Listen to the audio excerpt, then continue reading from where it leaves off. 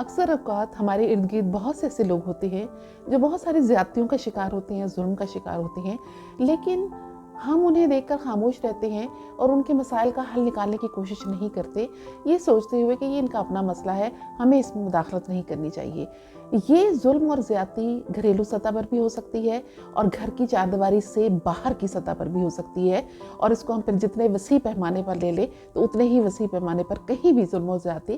جو ہے وہ ہو سکتی ہے۔ لیکن کئی دفعہ ظلم و زیادتی کا تدارک کرنے کے لیے ہمیں پکارا جاتا ہے، ہم سے مدد حاصل کرنے کی کوشش کی جاتی ہے، لیکن ہم اس لیے مداخلت نہیں کرنا پسند کرتے کہ یہ کسی دوسرے کا معاملہ ہے، ہمیں اس میں نہیں مداخلت کرنی چاہیے۔ جو بندہ زیادتی کا شکار ہو رہا ہے یا ظلم کا شکار ہو رہا ہے، اگر ہم اس ظلم اور زیادتی کے خلاف کھڑے ہوں گے تو جو شخص اس پر ظلم اور زیادتی کر رہا ہے، ہو سکتا ہے کہ وہ ہمارے اوپر بھی ظلم و زیادتی کرنا شروع کر دے، یا یہ کہ اس کے ساتھ ہمارے تعلقات جو بہتر ہیں خراب نہ ہو جائیں۔ اس وجہ سے ہم ذرا تھوڑا سا خود کو پیچھے ہی رکھتے ہیں، یا بعض اوقات جس پر ظلم و زیادتی ہو رہی ہوتی ہے اس کے ساتھ ہمارے کچھ اچھے تعلقات نہیں رہ چکے ہوتے ماضی میں یا حال میں، تو ہم اس وجہ سے بھی تھوڑا سا اجتناب کرتے ہیں کہ ٹھیک ہے، اس کے ساتھ جو ہو رہا ہے وہ صحیح ہو رہا ہے۔ تو ایسی صورتحال میں وہ شخص زیادتی اور ظلم کا شکار ہو کر بہت زیادہ پریشانیوں میں گھر جاتا ہے، بہت زیادہ اس کے ساتھ پرابلمز جو ہیں وہ اس کے لیے کریٹ ہونا شروع ہو جاتے ہیں،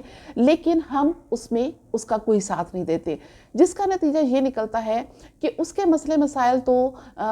بڑھنے کے بعد شاید کم ہو جائیں یا ختم ہو جائیں، لیکن پھر ایک ایسا وقت آتا ہے کہ اسی ظلم و زیادتی کا شکار ہم لوگ ہونا شروع ہو جاتے ہیں، اور جب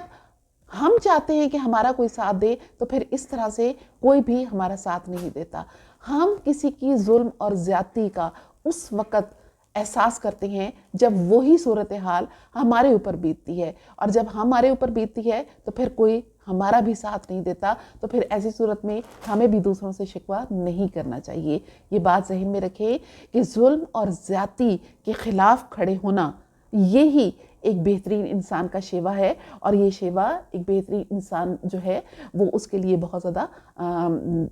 مناسب ہے کہ وہ اپنے آپ کو ظلم اور زیادتی کے لیے کرنے والے کے لیے اس کے خلاف کھڑا ہو جائے، اور پھر ایک ایسا وقت ہوگا کہ جب وہ اگر خدا نخواستہ ظلم اور زیادتی کا شکار ہوگا تو کوئی دوسرا بھی اس کے لیے کھڑا ہوگا۔ لہٰذا اپنے آپ کو ہمیشہ ایسے چیزوں کے لیے تیار رکھیں کہ جب کوئی آپ کو مدد کے لیے پکارے تو آپ اس کی مدد کریں، اور اگر کوئی نہیں بھی پکارتا تو اس صورت میں بھی آپ ظلم اور زیادتی کرنے والے کے خلاف اور ظلم اور زیادتی جس کے ساتھ ہو رہی ہے اس کے ساتھ ہمیشہ کھڑے ہو جائیں۔